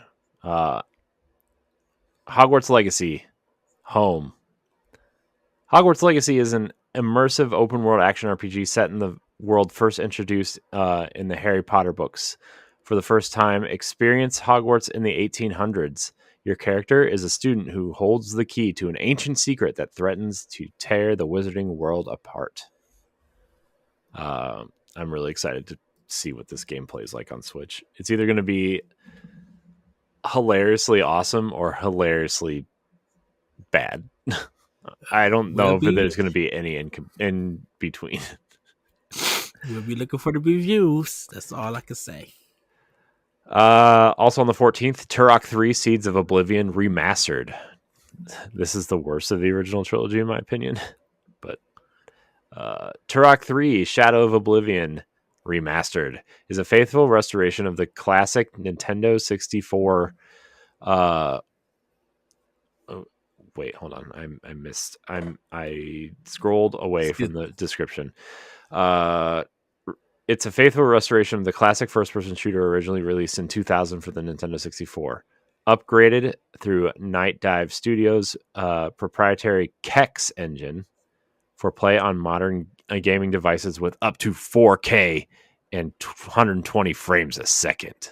Obviously, it's not going to run at 4K and 120 frames on the Switch, but I pulled this description from Steam because I couldn't find one on Nintendo's website. On 11/15, we're getting The Last Faith. Ed, this looks like a game straight up your alley. It looks like 16-bit Castlevania is what it looks like. A dark gothic fusion of Metroidvania and Souls-like. The Last Faith thrives on merciless and precise combat with a huge range of weapons, firearms, and custom executions at your disposal. Let nothing stand in your way. On the 16th, we're getting Flashback 2, a gripping, fluid, and intricate platformer including exploration, puzzle solving, and, of course, adventure. Immerse yourself in a vibrant sci-fi cyberpunk universe and visit multiple environments: New Tokyo, New Washington, and the jungle. Use Aisha, Aisha, a lethal adaptive weapon enhanced with combat AI. Aisha. Whatever. No, because there's no I in between the H and the A. I don't know. Whatever. All right, sorry, anime fans. I'm probably gonna butcher all this, but it's fine. You'll get over it. Naruto X Boruto, Correct. Ultimate Ninja Storm Connections, legendary ninjas reunite in the next exciting entry of the Storm series. Naruto X Boruto, Ultimate Ninja Storm Connections is an action fighting game with fast-paced ninja battles and 2 different story modes. That's on the 17th. Also on the 17th is Persona 5 Tactica. Join the Phantom Thieves as they lead an uprising of the heart. Assemble an all-star team of heroes in a brand new story in this thrilling combat adventure set in Persona's iconic universe. And lastly, the heavy hitter of the bunch on the 17th, Super Mario RPG. Super Mario RPG stars 5 playable characters: Mario, Bowser, Peach, Geno, and Mallow. The latter 2 are original characters designed by Square. The remake will retain a classic meta joke included in the original. The optional boss, Klulex, who appears in the original as a 2D sprite. So, there you go. That's Nintendo's description of Super Mario RPG Remake. No So story, no nothing.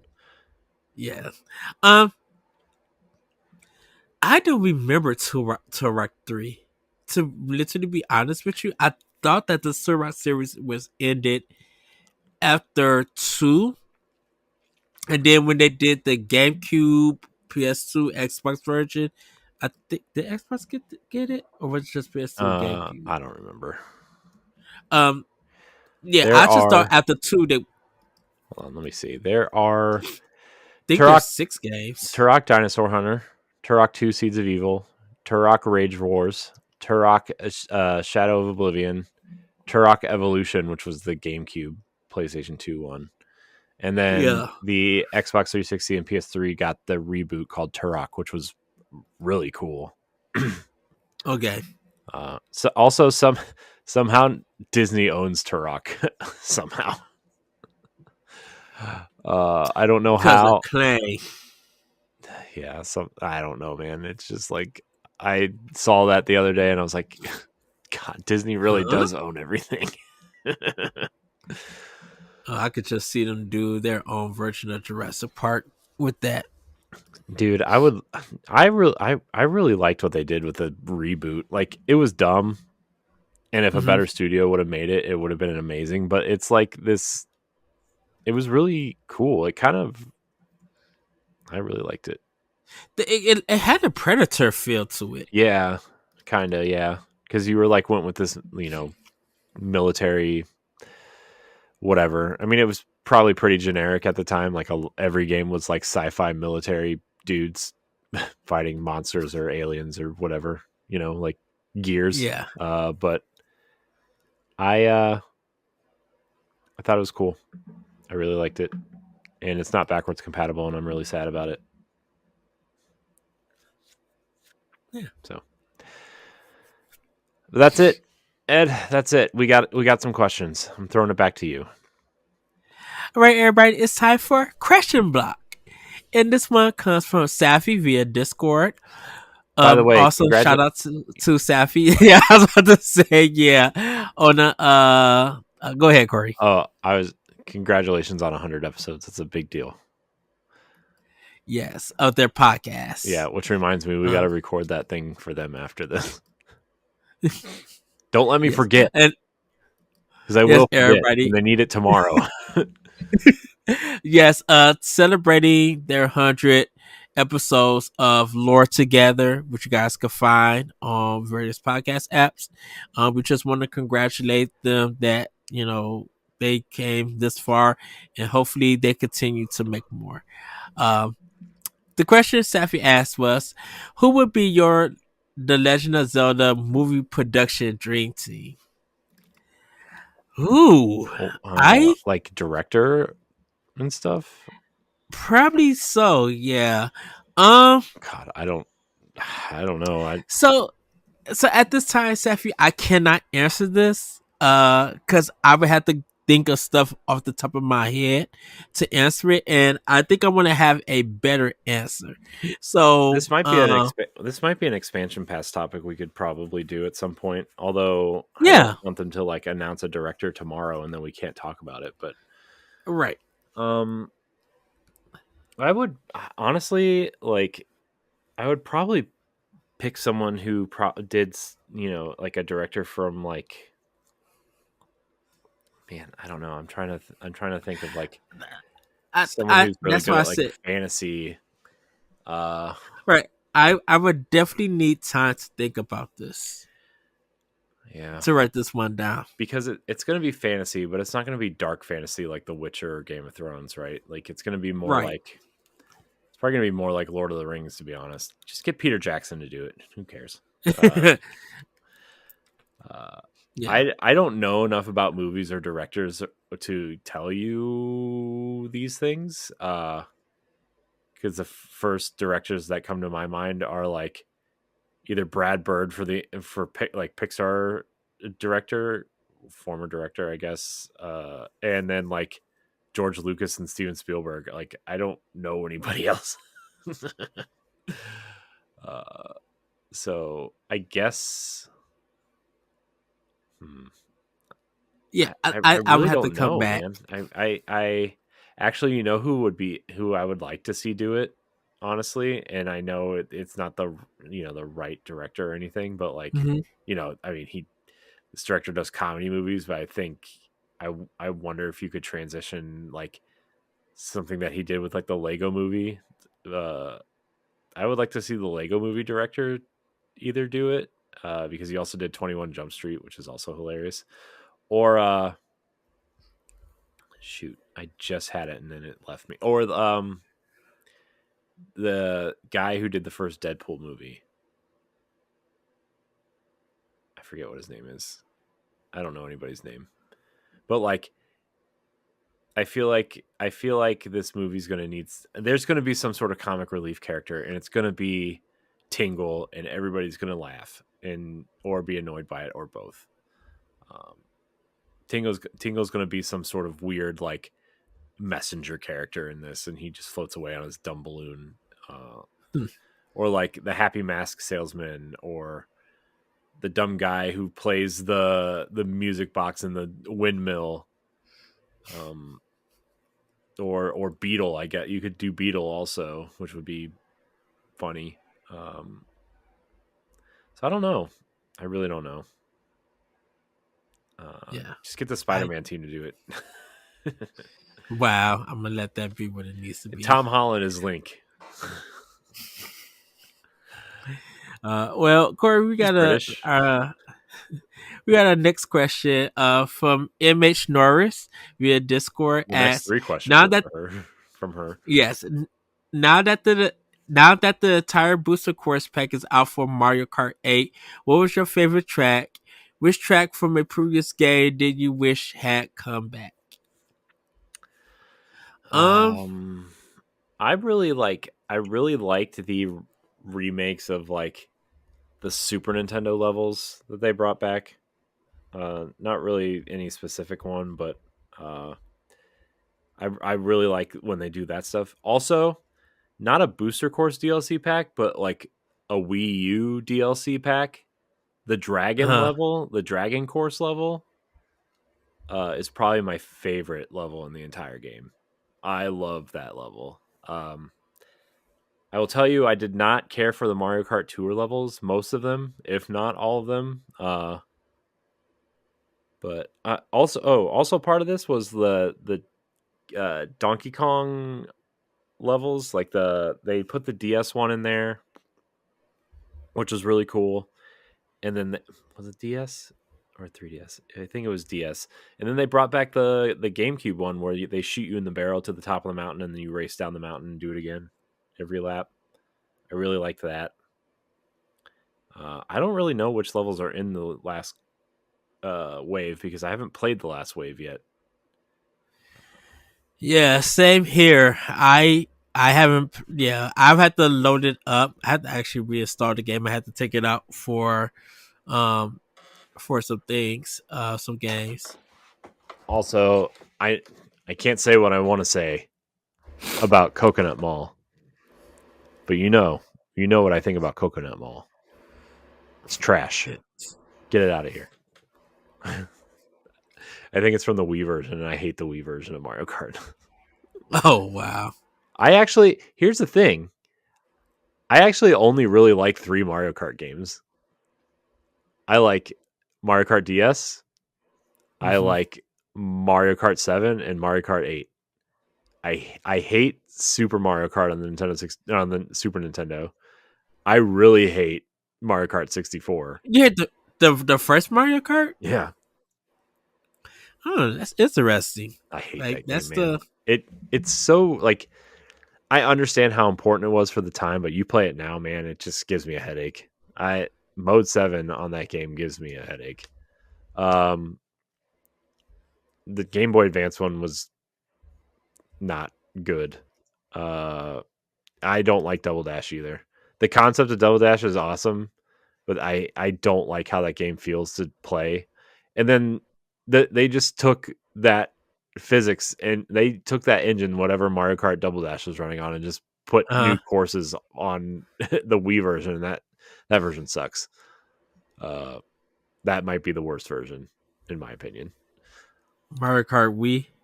Yeah, and then I feel like I'm missing one. Super Nintendo, N64, GBA, DS, Wii, Double Dash, 8. Okay, yeah, and then 8 is the best. 8's amazing. Diddy Kong Racing was always a superior game on N64. Yeah. Okay. Yeah. uh. So I really So Yoshi's Valley from Mario Kart N64. hmm I really wish was It's in there. in this one. It's in Mario Kart 8. It is. I think so. Do I have to Hmm. turn this game on and figure it out? Let me whip out the old controller here, Edward. Or not. Yeah. There we go. There we go. All right. Nope, not that. All software. Mario Kart. Yes, download the update. Jeez. I have automatic updates turned on all my consoles and nothing ever updates automatically. Oh no. It never does. It never works that way. I'm just saying. I had to go game by game on my Switch for it to go the update, see which needs it or not. Yoshi courses on Mario Kart 8 Deluxe. Let's see. I swear that Yoshi, no, not Yoshi's Island. That's the one that literally looks like Yoshi. Yeah. Maybe it's not. I don't know. Yoshi, hold on. Yoshi N64 course on Mario Kart 8 Deluxe. There we go. No. Yoshi's Valley. It's in Mario Kart 8 Deluxe as the last track of the Leaf Cup. For the N64. Uh-huh. Yeah. Oh. And it's also in Yoshi's Tour. Or Oh it's yeah, also in I Mario see Kart it. Tour. As part of the Yoshi Tour. So. Yeah, I just seen it. So Ed didn't play his Mario Kart. Me, on the other hand, spent 50 hours on the Switch after I spent 40 on the Wii U. Got to get those gold cups, man. Got to get the unlockables. Me and Josh ranked the Mario Karts, so. Well. Anyways. We give our reasons. Well, I'll have a better answer. No, he won't. For Don't let him lie to you. He will not. Well, he asked also, with the hype for the Legend of Zelda movie, do you think this will encourage Nintendo to publish remasters of earlier games to the modern consoles? No, not really. If they want to do a remaster or a remake of a game, they already got it in production. They just announced it during Nintendo Direct. Because I'm like, we got what? About 75% of the Zelda games on Switch. Well, we clearly Only don't have ones, the DS or the 3DS games. yes. Obviously Ocarina and Majora's Mask are part of NSO. And then we have Skyward Sword and Breath of the Wild and Tears of the Kingdom. The only two 3D games that are left are Wind Waker and Twilight Princess, and those are done. They just need ported, right? That's the thing, because they were on the Wii U. Right. For those of you who didn't buy a Wii U, jerks. So those would be the 3D ones. The 2D ones, I think at some point they're going to remake another 2D game. My assumption is that they would remaster A Link Between Worlds and bundle it with A Link to the Past. That would be a great move for them. Oracle of Ages and Seasons probably could use a remaster or remake. I think the next remake is going to be Minish Cap, in my opinion. which is weird because But Minish Cap is on the NSO. I know, but I think that game would look amazing as a top down kind of thing like Link's Awakening. I am gonna say that they are probably gonna remaster most of them in probably the next decade, or at least get them into a playable state on the current piece of hardware. Uh, so I mean, I don't know if They, you saw that patent that was found from Nintendo, Ed, but there is a patent that Nintendo filed for. I don't know when it was filed, but I saw this article maybe a week ago. I probably should have put it in the uh, news, but it was an attachable second screen. oh yeah, we talked about that. Did we? Okay. Yeah, So that was pretty yeah, interesting. yeah. Because we talked about it that could possibly be the Switch 2 and stuff Hmm. like that. Which I mean, I Uh, think that would be I honestly think you could put DS games on the Switch now. It would have to be played in handheld mode. But like that flip grip, right? That has been yeah. selling over the last few years, like just Hmm. turn your Switch sideways. I mean, a lot of games already do that. Like classic arcade games already do that. I think I one of wonder what they. I wonder what because didn't wasn't there some N64 the N64 DD Zelda stuff that came out in Japan? Master Quest, Ocarina of Time Master Quest was put on GameCube. The So that one just needs to be re-released yeah, if they decide to do it. yeah. I mean, that if they ever remake Ocarina of Time, it would be Ocarina of Time and Master Quest, and I think they might do it for its 30th anniversary. I Yeah. think If we're 30th, discontinuing 40th, the CDI games. 30th, 40th anniversary. Sorry, I can't Yeah. math. Well, no, Ocarina of Time is only 1998. We're we're in its 25th anniversary now. Gross. Oh, that makes my head hurt. Oh, Ed, 25 years. Oh my god, Yep. that hurts. Okay. My second guidebook that I ever bought Yeah. was Singing of Men being my first. Mine is And destroyed, by the way. uh our last question comes uh and he says, since Nintendo raised its profit estimates earlier this week and stated that sales haven't been higher since the release of the Switch, do you think that's going to play into whatever announcement we may get regarding what Nintendo's doing in 2024? Yes, No, not really. I do. I think they want to make. I said the only reason why they would come out with a new console is security reasons. In my opinion, security reasons is because like Mario RPG is already out there.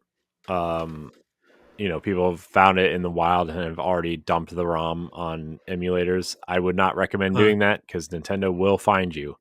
Uh, Oh yes. I mean, I know LeBron likes to brag about it, but he's you know, what? Hold on, I have an important message. Hold on. Yeah, well, for me, I kind of feel like no. I I think you know Nintendo's gonna be Nintendo, and a lot of their games are still continuing to sell and everything. And so, uh, yeah, the system wise, that might be something, but game wise, no, Nintendo's been hitting like good sales with a lot of their games. I think probably I would say if any sale that was lower this year, and this is my assumption because I don't have the numbers, I think one to Switch may be the lowest sale numbers game wise that they had this year. I mean, everybody wants to Switch. Yeah, everybody wants to Switch. I think that's the lowest one because that one just came out. And everyone's like, oh, okay, and I don't know the numbers for WarioWare. That's just moving. I don't think that's dropped yet for the sale numbers, but I think that probably did good too. Yeah, let me see if I can find that information. That's not what I want, man. All right. I cannot find those numbers exactly. I would have to go through each game individually, but Let's see though. This is pretty interesting. Oh, there's a chart here. Can I adjust the chart? Can I edit the chart? Um, nope. $150 to do that. Don't want to do that. Oh my gosh, Mario Kart 8 Deluxe is at 57.1 million. Jeez. Animal Crossing's at 43 million. Oh my god. Man, that's so crazy. I I can't find those numbers. I'm sure they will. I'm sure they will. Here. Let's see if Nintendo. It's in Nintendo Life's report. Um, doesn't say games individually. Um, it, Tears of the Kingdom has sold 20 million copies. That's the only one they list in here as of games that came out this year. Mhm. These figures, these figures only represent up to September 30th. So Wonder, RPG, and WarioWare won't be on here. Yeah, Okay. but like I, It I think Fire Emblem passed the billion. Fire Emblem Engage. Engage. Oh, Yeah. I'm sure it did. People were really looking forward to that game. We know that um Metroid Prime Remastered sold very well physically. Uh Bayonetta Origins probably I think did okay also. Uh, uh Um, Man, does not give me any information whatsoever. but yeah. And then I don't know how Vest Wars did. I think the Vest Wars did okay. Yeah. Um, I'm just trying to see if I can find that stuff, but I don't see it anywhere. Metroid Prime Remastered sold 1.09 million units. Okay. Fire Emblem Fire Emblem Engage is not on the top 83, which measures the million plus sellers. So Oh. I don't know. This list seems like very. Oh no! As of September 30th, okay. Yeah, Fire Emblem Engage is not on this list. That's that's a little surprising to me. I mean, I know Fire Emblem's not as big. Three Houses sold 4.2 million. I'm kind of shocked that Fire Emblem Engage is not on this list. The fact that Xenoblade has sold more than Fire Emblem. Oh, there it is. 1.6 million. It's at 62. Okay. I was gonna say, I was like, oh man, that's not promising. Three Fire Emblem Warriors 3 Hopes is on here though. 1.1 million. Good for them. Huh. Good for them. It's Shez, man. I need a Shez amiibo at some point. Just that game's so Thief good. Simulator is at number 83. What the?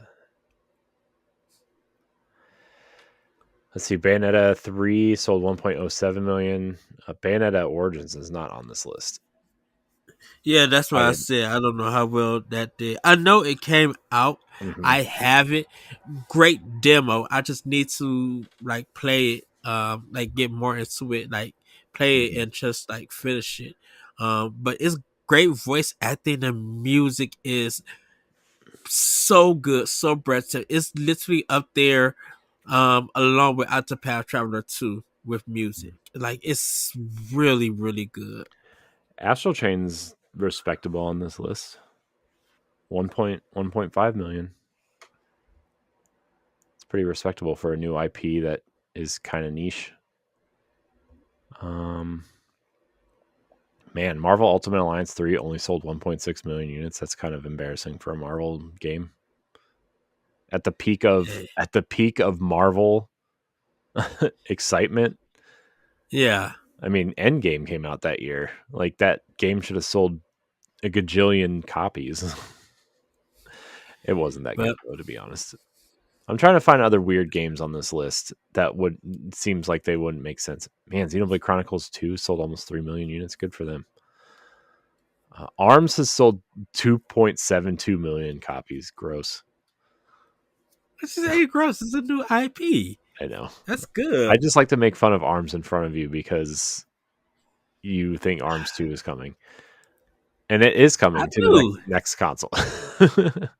Probably so. I actually really liked ARMS. Like, I kind of liked ARMS, to be honest. I was expecting it to come to Switch because the sequel to come to Switch because it's been so long and the sales were good for as a new IP. Yeah, but So you would think that Nintendo usually doesn't put sequels on the same console, right? I mean, remember that discussion they had with Ubisoft about putting Mario plus Rabbids on here? But then Metro Prime came on GameCube. That's two sequels. Well, the sequel, the third game was on Wii though, and that's when you could. Yeah, I mean, that's when you can pump games out faster, and like FPS was all the rage on console, so I'm sure they wanted to get it out anyway. yeah, Also, like retro's a little different than Nintendo proper. I would say they're way more Americanized, and if they had an idea for a sequel, then maybe Nintendo would probably just let them do it. Although Metroid Prime 2 was made in like 11 months, so right. yeah. And that's why I'm just like, well, shoot, Metroid. I would think that Metroid Prime would have been GameCube, Metroid Prime 2 would have been Wii, and Metroid Prime 3 would have been Wii U. Yeah. If that statement held water in a sense, but I'm just like, no, Nintendo has put some sequels on, And then we have a lot of games. then we have the 5 real Earthbound fans sitting over in the corner crying because they're left with the Super Nintendo. No, All the I'm last saying, game guys, is all I'm saying, the last game. where No, were the you when last that game game was for $20? the last game for Earthbound fans was Earthbound Beginners when it came Okay, that to doesn't Wii count. U. Why not? I don't know. It That's the does. first. That's the actual first game. I didn't even. I when they announced it, I didn't even know there was an Earthbound game on NES. I'm like, wait, what is this? I thought Earthbound on some Nintendo was like the first game. Did not know. Look, if Earthbound is the poop of Nintendo, then the Earthbound Beginnings is the little pebbles that come out after the major poop. Everybody. Let me tell you, if Nintendo was in dire need to hit 50, to hit No. 20 more million Nope. or 25 more million, whatever, 25 more million Switches more to be sold. I'm just estimating, making a joke. If they put that third Earthbound game on NSO, because it's a GBA game, and they translate it and they put that mug on NES and on NES, on NSO, not only with the subscription base for Expansion Pass jump, people are going to be buying some Switches to make sure that they get that game. Oh my gosh. I'm just saying. Here's where's this? Oh my gosh, I hate when somebody says they have info in the first paragraph and then they don't. I'm trying to make a joke here. Okay. For reference, Ed. For reference. In the United States, Super Mario. No, that's not what I want. Oh my gosh. Okay. For reference, Edward. Super Mario World for Super Nintendo. Only on Super Nintendo. None of this virtual console sales or anything. Uh-huh. Sold 20.6 million units worldwide, including half of that being in the United States alone. Earthbound worldwide sold 658,000 copies worldwide, only selling 140,000 copies in the United States. Yep. So RPGs was a big. all you quote millions of Earthbound fans. This has real Mirror's Edge sequel vibes to it, man. That's what I'm saying. Okay. I'll just say RPGs. There's history. Earthbound's trash. There's Even just Nintendo history. knows it. Let's move on. sitting there. It's sitting there with Kid Icarus and F-Zero. Okay, just in the trash pile. Burn when ready. I just pissed a lot of That, people off, but I don't care. It's funny. we're not gonna get no Patreon subscribers because of that. No, it's all right. The show is free on Patreon too. This is the only free show on Patreon, so Oh wow. we're not going to get any subscribers anyway. Oh wow. Well, everybody, it's time for our final thoughts. What my Earthbound is With, trash thought wasn't good enough for you. just gonna cause trouble. Guys, it's almost 1:00 in the morning. I'm tired. This is what happens. So I'm not gonna be long with my final thought, but when people know the Escapists, they fired their editor in chief, and majority of the people at the Escapists left and went with him. They got a new channel. They're doing their own independent stuff called Second Wind. You can check it out on YouTube. Uh, and the reason I bring that up, that kind of just shows you how a good editor in chief and dedication and loyalty.